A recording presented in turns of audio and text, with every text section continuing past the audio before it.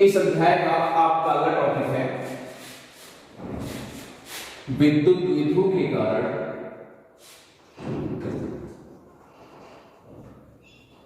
विद्युत द्विध्रुव के कारण विद्युत विभव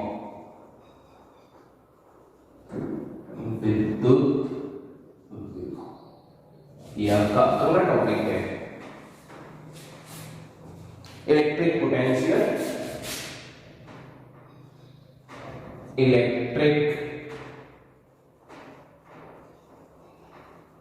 पोटेंशियल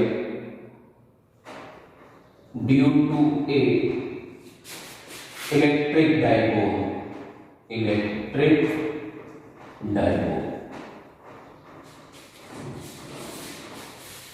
चलिए देखते हैं क्या है। सबसे पहले आपको पता है विद्युत द्विध्रुव क्या होता है, आपको चैप्टर नंबर 1 में बताया गया है। विद्युत द्विध्रुव में क्या होता है, आपके दो आवेश होते हैं,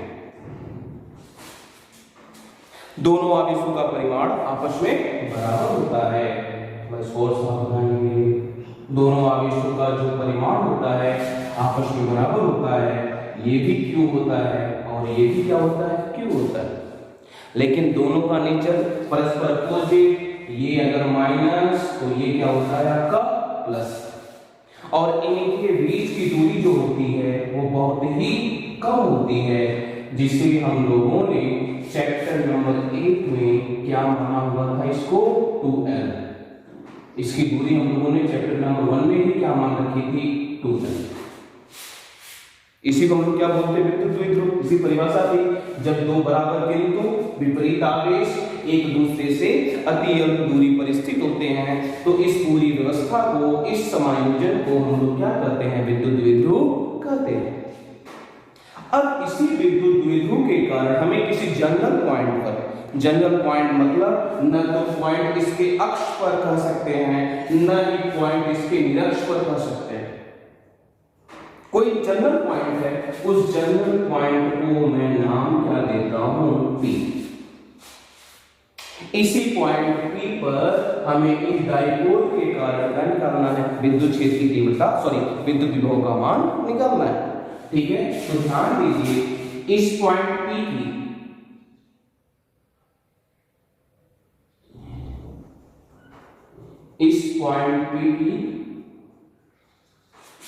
द्विध्रुव के मध्य बिंदु O से जो दूरी है वो कितनी है, R। द्विध्रुव के मध्य बिंदु O से बिंदु P की दूरी कितनी है आपकी, R है। ठीक, स्मॉल r, ये स्मॉल r, ठीक है। और माइनस Q कहाँ रखा है, A पर, प्लस Q कहाँ रखा है आपका, B पर। हम लोग मान लेते हैं इस पॉइंट P की माइनस Q आवेश की जो दूरी है वो R1 है। ये दूरी कितनी है, R1। ये दूरी कितनी थी, R। जबकि बिंदु B से इसकी दूरी है आपकी R2। ये दूरी कितनी है आपकी, R2। यहां से दूरी की R1, यहां से दूरी कितनी, R2, जबकि मध्य बिंदु से दूरी कितनी इसकी, R।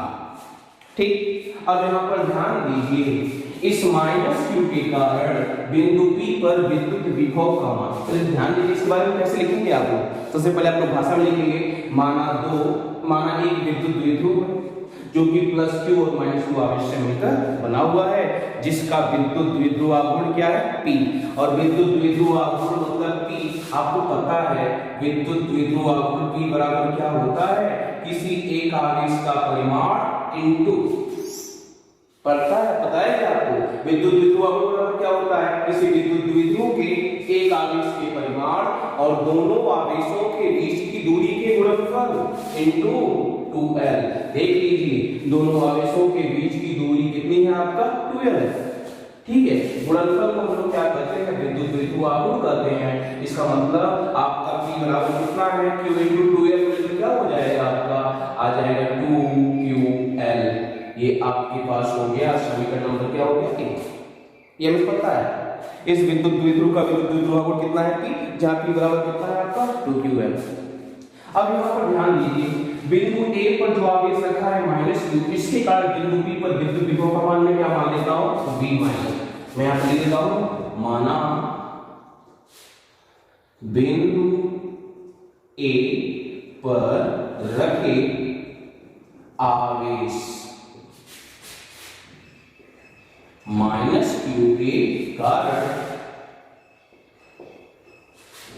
बिंदु P पर विद्युत विभव का मान, विद्युत विभव का मान V माइनस हो।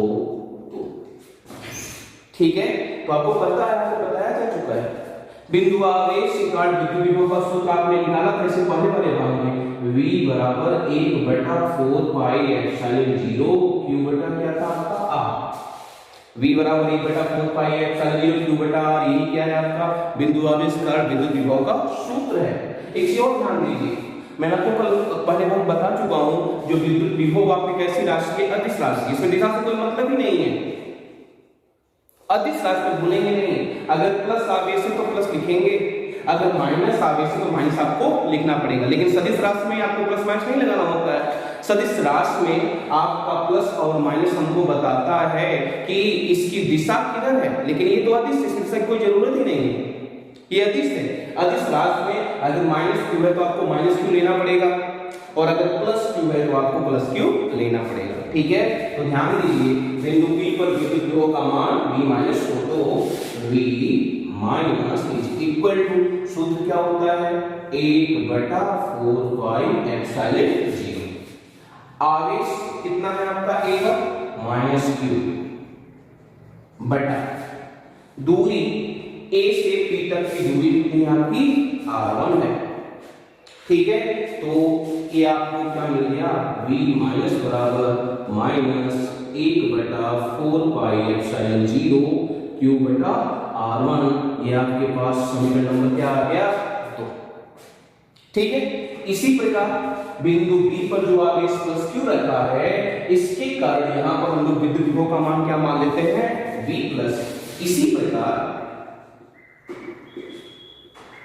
इसी प्रकार बिंदु B पर रखे आवेश +q के कारण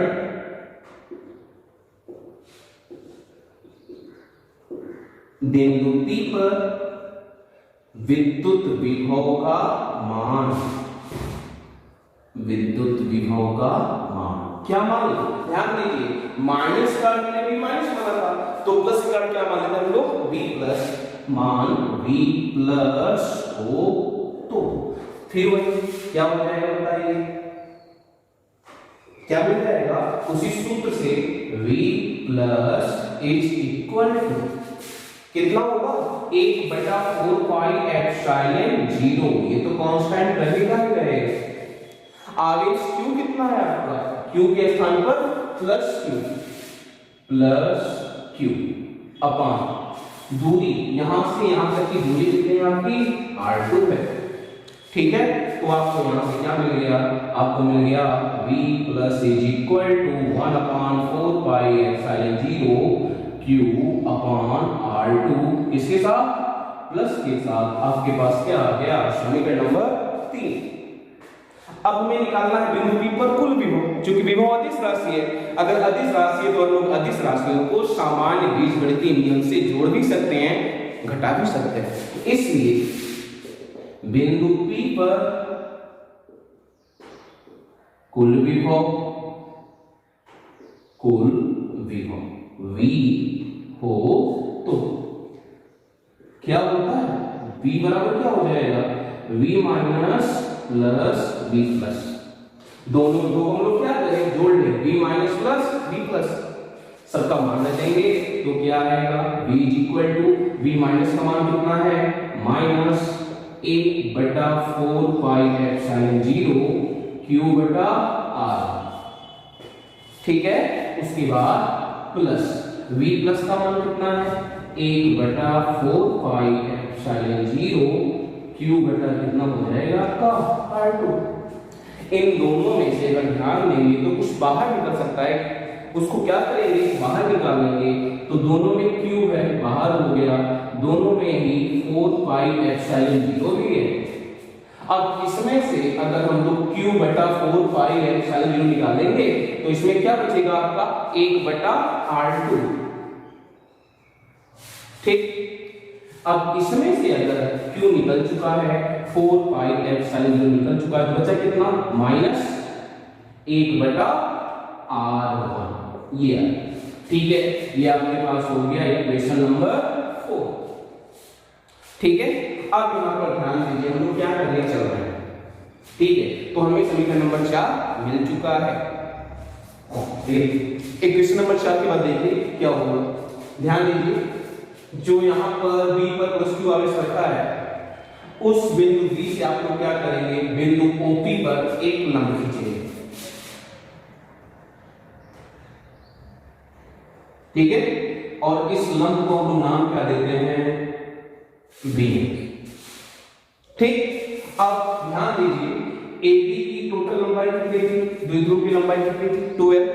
अगर AB की टोटल लंबाई 2l है तो AO 2l का आधा हो जाएगा, जो कि कितना है आपका l। और OB भी कितना हो जाएगा, 2l का आधा, मतलब कितना हो जाएगा, ये l। ठीक, अब यहां पर ध्यान दीजिए, अब इसी जो रेखा OP है, इसी को थोड़ा हम लोग क्या करते हैं और आगे बढ़ाते हैं। आगे बढ़ाने के बाद जिस तरह हमने आवेश प्लस q से इस रेखा पर एक लंब डाला था, ठीक उसी प्रकार हम लोग बिंदु आवेश माइनस q से भी इस रेखा पर क्या डालेंगे, लंब डालेंगे। तो ये लंब आपका कुछ ये रहा, इसको नाम क्या देते हैं हम लोग, a। ठीक है, अब इसके बाद ध्यान देंगे तो ये बताइए, ये वाला कोण इस वाले कोण के क्या होगा, बराबर होगा। ये भी थीटा होगा तो ये भी थीटा, क्योंकि शीर्षाभिमुख कोण आपस में क्या होते हैं, आपके बराबर होते हैं। ठीक, क्योंकि आपने लंब डाला है तो ये कोण कितना है आपका 90 डिग्री, और ये कोण भी कितना है आपका 90 डिग्री। ठीक है, तो थोड़ा सामने ध्यान दीजिए, अगर हम लोग बात करें समकोण त्रिभुज OBM, ठीक है, तो देखिए क्या हो जाएगा आपका समकोण त्रिभुज OBM में। तो बताइए समकोण त्रिभुज OBM में OM बटा OB, OM बटा OB बराबर, ध्यान दीजिए OM है क्या, OM ये है ना, तो आपको पता है, ध्यान दो, दिए गए कोण के सामने की भुजा हमेशा क्या होती है, लंब होती है। तो ये हो गया आपका लंब, और 90 अंश के सामने की भुजा क्या होती है, कर्ण होती है। तो तीसरी वाली भुजा अपने आप क्या होगी, आपकी आधार। तो OM आपका क्या है, आधार है। OM क्या है आपका, बेस। ठीक, और बटा OB क्या है आपका, 90 अंश के सामने की भुजा है। 90 अंश के सामने की भुजा हमेशा क्या होती है, आपकी कर्ण होती है। तो ये आपका क्या है, कर्ण। ठीक है, आधार बटा कर्ण बराबर आपको पता है, लाल बटा तत्व से आधार बटा कर्ण बराबर क्या होता है, cos थीटा होता है। ठीक, और अगर हम लोग यहां से OM की लंबाई निकालेंगे तो OM बराबर क्या आएगा, OB cos थीटा। लेकिन OB की लंबाई तो AB का आधा है, AB की लंबाई 2l था, तो OB की लंबाई l, तो l cos थीटा। ठीक है, OM की लंबाई आ गई। अब इसी प्रकार अगर हम बात करें समकोण त्रिभुज AOM, ठीक है, इसी प्रकार समकोण त्रिभुज क्या नाम है इसका, ANO में, AON में, इसमें भी वही काम करने हैं। ध्यान दीजिए, ON बटा AO, ON बटा AO। ध्यान दीजिए, ON क्या है आपका, ON, यहां से यहां तक की लंबाई, तो थीटा के सामने की भुजा लंब, 90 अंश के सामने की भुजा कर्ण, तो तीसरी वाली भुजा क्या बच गई आपकी, आधार। तो ON आपका है क्या, आधार है बटा, और AO क्या है आपका, कर्ण है। 90 अंश के सामने की भुजा में क्या होती है, कर्ण होती है। तो आधार घटा कर्ण इज इक्वल टू क्या होता है, लाल बटा कितना से, cos थीटा। ठीक है, तो यहां से आपको OM की लंबाई मिलेगी कितनी, AO cos थीटा, और AO की लंबाई कितनी है L, तो ये क्या हो गया आपके पास L cos थीटा। तो OM की लंबाई भी L cos थीटा है और OM की लंबाई भी कितनी है आपकी, L cos थीटा। दोनों इक्वल है और दिखाई भी पड़ रहा है चित्र से इक्वल होनी चाहिए। ठीक, अब यहां पर ध्यान दीजिए, A से P तक की लंबाई कितनी थी, R1, O से P तक की लंबाई कितनी थी, R, और B से P तक की लंबाई कितनी थी आपकी, R2। ठीक है, अब इस R1 और R2 का मान हम लोग किसके रूप में निकालेंगे, R के पदों के रूप में निकालेंगे। तो चलिए निकालते हैं। सबसे पहले निकालते हैं लोग R1 बराबर, ठीक है, ध्यान दीजिए R1 बराबर क्या है आपका, AP है, AP की लंबाई भी तो R1 है, तो R1 बराबर कितना है, AP, और AP की जो लंबाई अगर ध्यान देंगे तो AP की लंबाई लगभग NP के क्या है आपकी, बराबर है। AP की लंबाई लगभग NP के क्या है आपका, बराबर है, अप्रॉक्सीमेट इक्वल टू NP। अब NP बराबर क्या है, आप NP को दो भागों से मिलकर बना हुआ मान सकते हैं, पहला भाग PO और दूसरा भाग ON। NP बराबर कितना, पहला भाग हो जाएगा आपका कितना, PO, और दूसरा भाग कितना हो जाएगा, ON। ध्यान दीजिए PO प्लस ON, ठीक है, PO की लंबाई कितनी है आपकी, R, ठीक, और प्लस ON की लंबाई आपको निकाल चुके हैं, ON की लंबाई कितनी है आपके पास, L cos थीटा, ये हो गया। ठीक, इसी प्रकार अगर हम लोग R2 का मान निकालना चाहेंगे तो क्या आएगा, इसी प्रकार R2 किसकी लंबाई थी, ये आपकी है PB की लंबाई, PB, और PB की लंबाई अप्रॉक्सीमेट लगभग बराबर है किसके, आपकी जो PB की लंबाई है वो लगभग किसके बराबर है आपका, PM के बराबर है, अप्रॉक्सीमेट इक्वल टू PM। अब PM कैसे निकालोगे, ध्यान दीजिए, आपको PM लंबाई चाहिए, अगर हम लोग P से O में से OM हटा देंगे, P से O की लंबाई में से अगर हम लोग OM हटा देंगे तो वो क्या मिल जाएगा आपका, PM मिल जाएगा।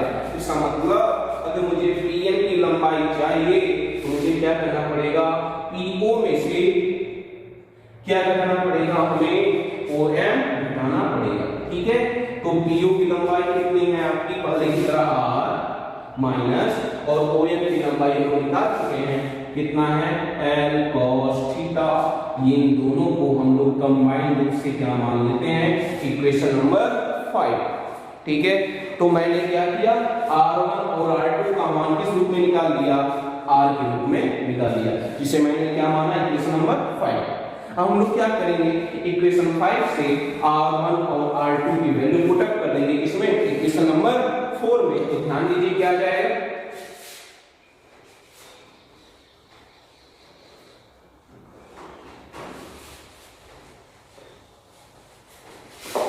यहां लिख देते हैं हम लोग, समीकरण 5 से R1 और R2 का मान, R1 और R2 का मान कहां रखने पर, इक्वेशन नंबर 4 में रखने पर, समीकरण 4 में रखने, चलिए रखते हैं, देखें क्या आएगा। तो कितना आ जाएगा आपका, V is equal to Q बटा 4 पाई एप्सिलॉन G। ठीक है, 1 बटा R2 की वैल्यू कितनी है, R माइनस L cos थीटा। ठीक, माइनस 1/r1, ठीक। r1 की वैल्यू कितनी है, r plus l cos theta, 1/r plus l cos theta, ठीक है। आगे इसको सॉल्व करेंगे तो क्या होगा, ध्यान दीजिए, इसका क्रॉस मल्टीप्लाई हम लोग करेंगे तो क्या आएगा, ये q बटा 4 पाई एप्सिलॉन 0, इसका मल्टीप्लिकेशन इसमें r plus l cos theta minus इसका मल्टीप्लिकेशन इसमें r minus L cos theta upon इसका मल्टीप्लिकेशन करना पड़ता है ना, कितना हो जाएगा, r minus L cos theta, दूसरे में r plus l cos theta, ठीक है। अब यहां से ध्यान देंगे, ब्रैकेट के पहले माइनस साइन है तो अंदर वाले सभी चिन्ह क्या हो जाएंगे, आपके बदल जाएंगे, तो क्या बनेगा, ये v is equal to q upon 4 pi epsilon 0 r plus l cos theta minus r plus l cos theta, bracket के पहले माइनस का चिन्ह बदल गया अंदर वाला, ठीक, अपॉन, ध्यान दीजिए, एक ब्रैकेट में है r minus L cos theta, एक ब्रैकेट में है r plus l cos theta, एक ब्रैकेट में a माइनस b, एक ब्रैकेट में a प्लस b बराबर क्या होता है, a square minus b square, बिल्कुल सेम बात यहां पर, एक ब्रैकेट में r square minus l square cos square theta, ठीक है। वैसे भी अगर आप इसका इससे मल्टीप्लिकेशन करेंगे तो यही आएगा, ठीक। उसके बाद मैं क्या मिलेगा, उसको हटा दे रहा हूं, इसके बाद ध्यान देंगे तो प्लस r और माइनस r पे क्या हो जाएंगे, कैंसिल आउट हो जाएंगे, कैंसिल आउट होने के पश्चात हमें क्या बचेगा, v is equal to q upon 4 pi epsilon 0, ठीक। उसके बाद कितना होगा, l cos थीटा कितना हो जाएगा, 2l cos theta, 2 times l cos थीटा, ठीक है, अपॉन कितना, r square minus l square cos square theta, या फिर v is equal to 1 upon 4 pi epsilon 0 2ql, मैं इस q को इसके साथ कर दे रहा हूं, 2ql इनटू कितना, cos theta upon r square minus l square cos square theta, ठीक है। उसके बाद ध्यान दीजिए, समीकरण नंबर 1 में आपको बताया गया था 2ql बराबर क्या होता है, आपका p होता है, जिसे हम लोग क्या बोलते हैं, विद्युत द्विध्रुव आघूर्ण, तो मैं यहां पर 2ql पर क्या लिखेंगे, p ले लेंगे, तो हमें क्या मिलेगा, ठीक है, क्योंकि हमें पता है p बराबर क्या होता है, 2ql, समीकरण नंबर 1 में लिखा है, जिसका नाम क्या है, विद्युत द्विध्रुव आघूर्ण, इसके बारे में आपको चैप्टर नंबर 1 में बताया गया, ठीक है। तो चूंकि v बराबर 2ql होता है तो हम यहां पर लिख सकते थे कितना, v is equal to 1 upon 4 pi epsilon 0, ये हो गया p, साथ में cos थीटा अपॉन कितना, r square minus l square cos square theta, ये आपका क्या हो गया, विद्युत द्विध्रुव के कारण किसी सामान्य बिंदु पर, किसी जनरल पॉइंट पर विद्युत द्विध्रुव का मान आ गया। अब अगर बात करें, हम लोग कंडीशन लगाएं, केस 1, अक्षीय स्थिति में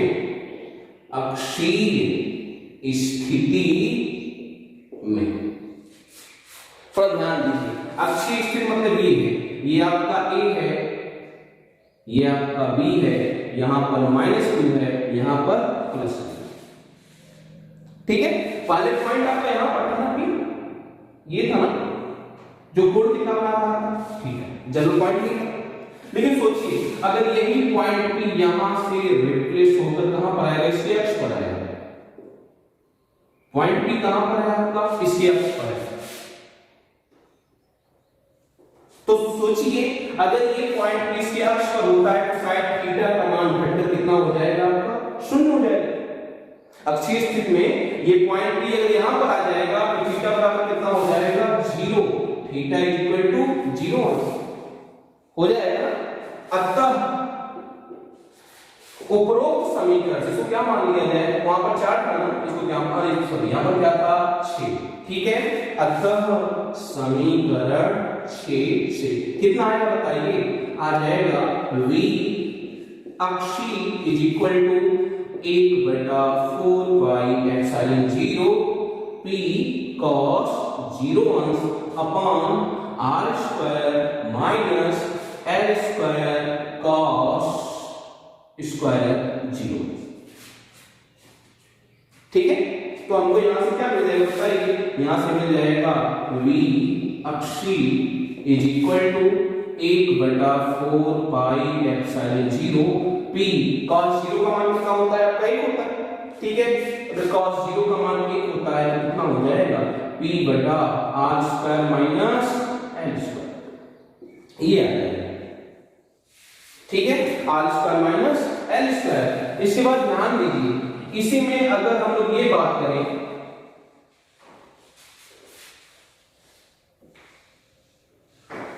ध्यान दीजिए, यदि इस r का मान l की तुलना में बहुत छोटा हो, यदि small l is less than r, यदि l का मान r की तुलना में बहुत ही छोटा हो तो l स्क्वायर का मान तो और भी छोटा हो जाएगा किसकी तुलना में, r स्क्वायर की तुलना में।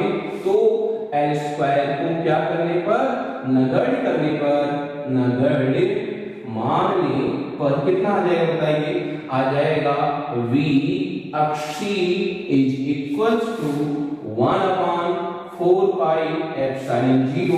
p बटा कितना आ जाएगा r स्क्वायर, क्योंकि माइनस 0 करेंगे ना, l स्क्वायर को नगण्य मान लिया, नगण्य मानने का मतलब l square is equal to 0 रखेंगे तो ये आ जाएगा।